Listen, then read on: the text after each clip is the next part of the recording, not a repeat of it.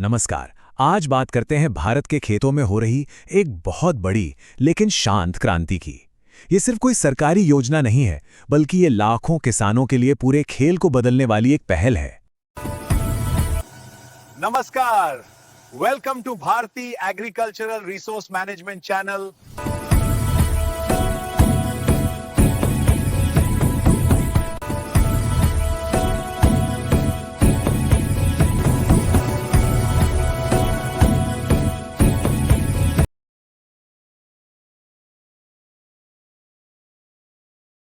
तो सबसे पहले एक नंबर पर ध्यान देते हैं, 10,000।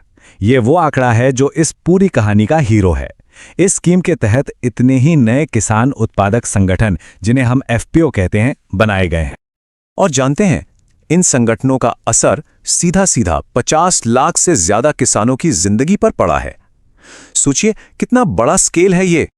और अब वो आंकड़ा जो सच में चौंकाने वाला है, 15,282 करोड़ रुपए। ये इन नए एफपीओस का कुल बिजनेस टर्नओवर है। मतलब किसान अब सिर्फ फसल नहीं उगा रहे, बल्कि एक कामयाब बिजनेसमैन भी बन रहे हैं। तो चलिए इसमें और गहराई से उतरते हैं, देखते हैं कि हम इस पूरी कहानी को कैसे परत दर परत समझेंगे। इस स्कीम का पूरा नाम है 10,000 किसान उत्पादक संगठनों का गठन और संवर्धन। इसे 2020 में लॉन्च किया गया था और इसका मकसद बिल्कुल साफ है, छोटे किसानों को मिलकर एक बड़ी ताकत बनाना। लेकिन सवाल यह है कि आखिर इस तरह की स्कीम की जरूरत ही क्यों पड़ी? इसका जवाब उस सबसे बड़ी मुश्किल में छिपा है जिससे भारत का छोटा किसान सालों से जूझ रहा है। देखिए, असली प्रॉब्लम की जड़ यहां है। हमारे देश में 80% से भी ज्यादा किसान छोटे और सीमांत हैं। मतलब उनके पास जमीन के बहुत छोटे छोटे टुकड़े हैं और यही बिखराव उनकी सबसे बड़ी कमजोरी बन जाता है। अब जरा इस फर्क को समझिए। एक तरफ है अकेला किसान, जिसकी बाजार में कोई खास मोल भाव की ताकत नहीं होती, उसे बीज, खाद सब महंगा मिलता है और नई टेक्नोलॉजी तो उससे कोसों दूर रहती है।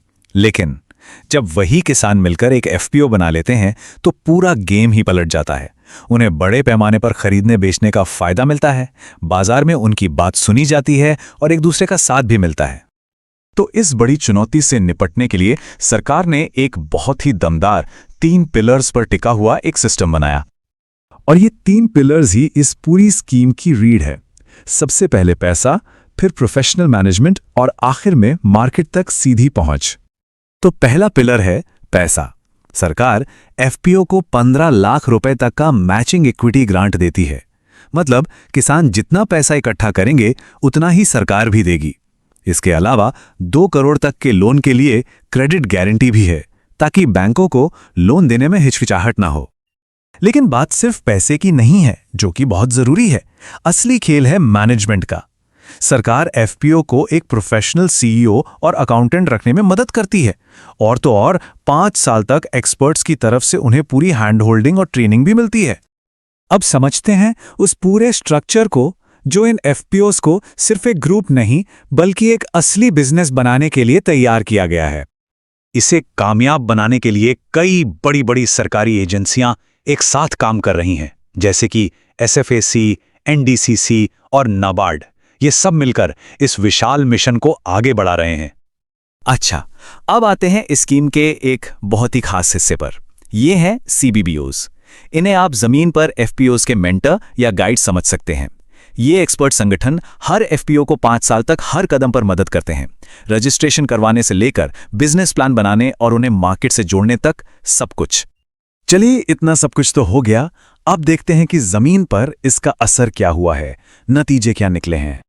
ये आंकड़े देखिए, ये दिखाते हैं कि एफपीओ आप सिर्फ अपनी फसलें नहीं बेच रहे हैं। अरे वो तो अपने सदस्यों के लिए एक तरह से वन स्टॉप शॉप बन गए हैं। हजारों एफपीओ ने बीज, खाद और कीटनाशक के लाइसेंस ले लिए हैं। मतलब बिचौलिया खत्म और लागत कम। और इस स्कीम की सबसे बड़ी जीतों में से एक है इसकी समावेशिता। मतलब यह समाज के उन तबकों तक पहुंची है जिन्हें इसकी सबसे ज्यादा जरूरत थी। लगभग 40% सदस्य महिला किसान हैं और 800 से ज्यादा एफपीओ तो ऐसे हैं जिन्हें पूरी तरह से महिलाएं ही चला रही हैं। ये वाकई कमाल है। और हम 21वीं सदी की बात कर रहे हैं तो डिजिटल क्रांति के बिना तो काम अधूरा है। ये स्कीम किसानों को सीधे डिजिटल इंडिया से जोड़ रही है। हजारों एफपीओज आज ओएनडीसी और ई-नैम जैसे बड़े ऑनलाइन प्लेटफॉर्म्स पर अपना सामान बेच रहे हैं। सीधे खरीदारों को। और ये जो ग्रोथ है ना, ये कमाल की रही है। जरा इस टाइमलाइन पर नजर डालते हैं। स्कीम 2020 में शुरू हुई और सिर्फ 3 साल में 2023 तक 1100 से ज्यादा एफपीओस का टर्नओवर 1 करोड़ पार कर चुका था। बात यही नहीं रुकी, 2025 तक 340 एफपीओस का टर्नओवर 10 करोड़ से ज्यादा हो गया, जिससे कुल आंकड़ा 15,000 करोड़ के भी पार चला गया। तो सब कुछ बहुत अच्छा लग रहा है, लेकिन अब आगे का रास्ता कैसा है, क्या चुनौतियां हैं, इस पर भी बात करना जरूरी है। तो सबसे जरूरी बात जो समझने वाली है वो ये है कि ये स्कीम पॉलिसी में एक बहुत बड़े शिफ्ट का सिग्नल है। अब फोकस सिर्फ सब्सिडी देने पर नहीं, बल्कि किसानों को मार्केट से जोड़ने और उन्हें एक बिजनेसमैन बनाने पर है। हाँ, ये भी सच है कि आगे की राह आसान नहीं है। कुछ बड़ी चुनौतियां हैं जिन पर काम करना होगा, जैसे कि इन एफपीओस को लंबे समय तक फाइनेंशियली आत्मनिर्भर बनाना, उनके डिजिटल मार्केटिंग स्किल्स को और बेहतर करना और गांव में अच्छे मैनेजर्स को रोक कर रखना।